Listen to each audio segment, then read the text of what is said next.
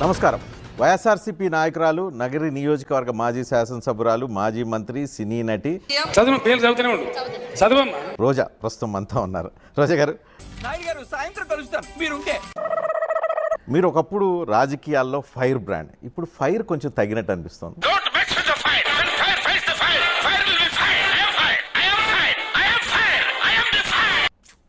మీకు ఎందుకో అన్ని నెగటివ్ గా అనిపిస్తాయి. ఎప్పుడు చూసినా రోజా చుట్టూ ఉంటుంది రాజకీయం. సో ఎలా మీరు ఫైర్ తగ్గిందని అంటారు? భలే బో, ఏం మహారాణి జటాపటారాణి. మీ చుట్టూ రాజకీయం జరుగుతుంది అంటే అది నెగిటివ్, సోషల్ మీడియాలో జరుగుతుందంతా నెగిటివ్ కాంపెయిన్. అవునా, నిజమా? రోజా అధికారం పోయిన తర్వాత ఈ 2 సంవత్సరాల్లో ఎక్కడ రాజకీయ యాక్టివిటీస్ లో కనిపించట్లేదు. కనిపిస్తే అప్పుడప్పుడు అట్లా జస్ట్ హాయ్ చెప్పేసి వెళ్ళిపోతున్నారు. అది నా ఇష్టం కదా, my chai, my opinion, my feeling. మీరు చూపించటం లేదు.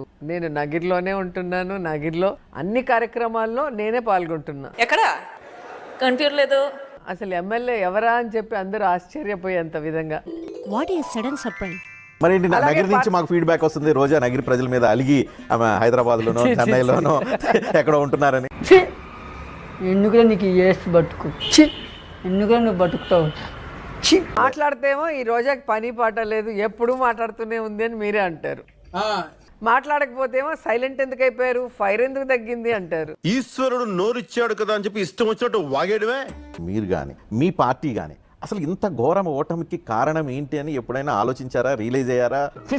అది మా ఎంత అంటలేదు, నీ కంటికి కనబడుతున్నావా? అవలోకనం చేసుకున్నారా? చేసిన తప్పులు ఏమైనా గుర్తుకొచ్చినాయా? గుర్తుకొస్తే ఏమైనా 1-2 చెప్పగలుగుతారా? నీకు భలే హ్యాపీ ఉండదు కదరా నీకా?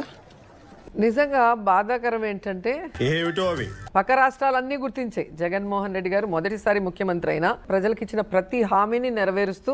ఆంటీ కూడా వినే ఉంటారు. వినలేదే, చెప్పుకోవట్లేదేమో. ఇంకా లాక్కండి తెగుద్ది. నాకు అదే అనిపిస్తుంది. కానీ ఈ రాష్ట్రంలో ప్రజలకి అర్థం కాక ఓడిపోయామా, లేదా ఈవీఎం మిషన్లు వీళ్ళు మేనేజ్ చేసి ఓడిపోయామా? 151 వచ్చినప్పుడు మీరు ఈవీఎం అని చెప్పుకోవచ్చు కదా. నీ నోట్లో ఏమన్నా హెరిటేజ్ ఐస్ క్రీమ్ పెట్టుకొని ఉన్నావా అని అడుగుతున్నా.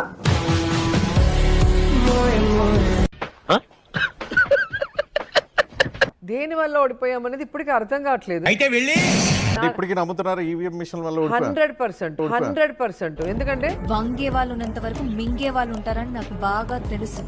నేను వంగే రకం కాదు, మింగే రకం. అన్నం ఉడికిందా లేదా అని అన్నం మొత్తం చూడడం అవసరం లేదు, ఒక మెతుకు చూస్తే చాలంటారు. 10 ఏళ్ల నుంచి ఉడుకుతూనే ఉన్నాను, నా మెతుకు పట్టుకోవాలనిపించలేదా? నేను నా నియోజకవర్గం వరకు మాట్లాడతాను. అసలు ప్రజలతో సంబంధం లేని వ్యక్తి, చాలా మందికి ఎమ్మెల్యే ఇతనా అనేది కూడా తెలియని వ్యక్తి. 45,000తో గెలిచాడంటే ఎలా నమ్ముతాం మనం, చెప్పండి. దాన్ని బట్టి అర్థం కావట్లేదు రోజా మీద ప్రజల్లో ఎంత వ్యతిరేకత ఉంది.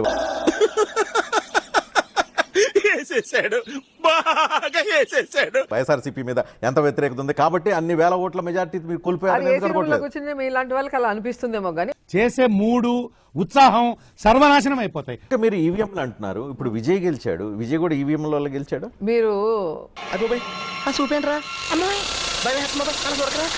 చంద్రబాబు నాయుడు లాగా కంట్రీ పొలిటీషియన్ మనం ఎక్కడ చూసుండం. ఆయన ఎంతకైనా దిగజారుతాడు. జగన్మోహన్ రెడ్డి నిజంగా ఒక గొప్ప నాయకుడు, గొప్ప హ్యూమన్ బీయింగ్. నాతో చెప్తే చెప్పావు కానీ ఎవరితో చెప్పకు, ఎవరు నమ్మరు. ఆయన దగ్గర వర్క్ చేయడానికి మేము గర్వపడుతున్నాం. ఇప్పుడు నిజం మాట్లాడుకుందామా? జగనన్నను వదులుకున్నందుకు రాష్ట్ర ప్రజలు నష్టపోతారు తప్ప ఎవరు కాదు. అంతేగా. మీరు అధికారంలో ఉన్న 5 సంవత్సరాలు వెళ్ళి ప్రత్యేక హోదా కోసం పోరాటం చేయలేదు. ఇతను అసలు ఏమి, నాకు ఒక టోటల్ చెప్పాలంటే ఇతను అసలు నాకు వద్దు సార్. ఎన్డీఏ గవర్నమెంట్ కి రకరకాల సందర్భాల్లో మీరు వెళ్ళి మద్దతు ఇచ్చిన సందర్భాలు ఉన్నాయి, అనేక బిల్స్ కి. అదే అలా ఎలా చెప్తారా? ఇలాంటి ప్రశ్నలు అడగకూడదు, కొంచెం ఈజీ ప్రశ్నలు అడిగే. ఏ రోజు మేము మోడీ గారినో ఇంకోరినో ఎవరిని కూడా మేము తిట్టింది లేదు, వాళ్ళ కాళ్ళు పట్టుకున్నది లేదు. అంగ పారుంగ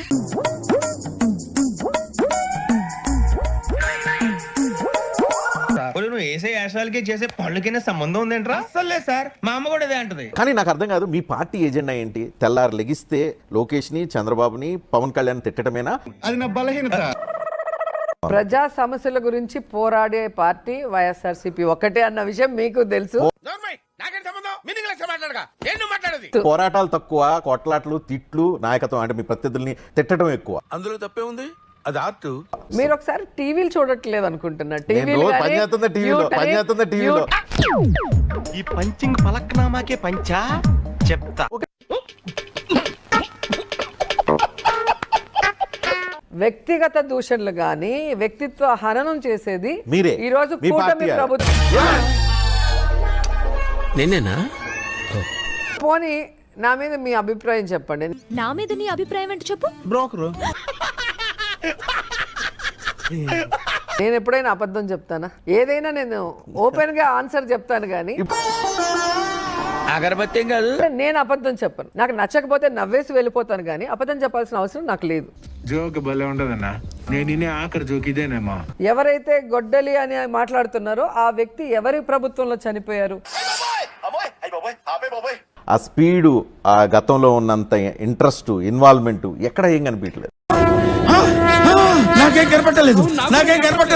ఏమో ఆంధ్రప్రదేశ్ మీద విరక్తి చెంది తమిళనాడు పాలిటిక్స్ లోకి వెళ్ళాలని చెప్పి అక్కడ కూడా మీరు పాపులర్ కాబట్టి చిచ్చి, మీరు సిగ్గుపడకండి, చచ్చిపోవాలనిపిస్తుంది.